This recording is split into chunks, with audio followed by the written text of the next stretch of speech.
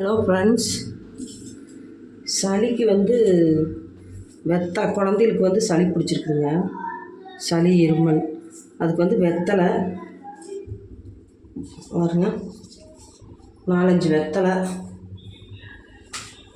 கற்பூரவள்ளி இலை, வெத்தலையை கிள்ளி போட்டுக்கணும். கற்பூரவள்ளி இலை இதை நல்லா வாஷ் பண்ணிக்கணும். நல்லா 3-4 தடவை வாஷ் பண்ணிவிட்டுங்க.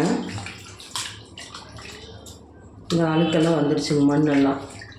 இது பிழிஞ்சு குழந்தைகளுக்கு கொடுக்கும். இது நல்லா பிழியணும்.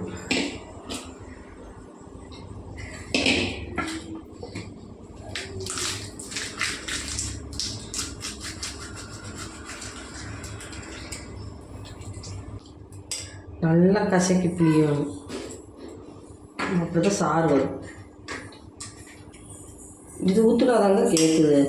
மருந்துகள்லாம் ஊற்றுனா கேட்க மாட்டேங்குது. இது ஊற்றி பழகினவங்களுக்கு அது கேட்க மாட்டேங்குது. சக்கையெல்லாம் எரிஞ்சிட்டுங்க. எவ்வளோ தண்ணி இருக்குதுன்னு பாருங்கள். இதை நம்ம வடிகட்டிக்கலாம் பாருங்க.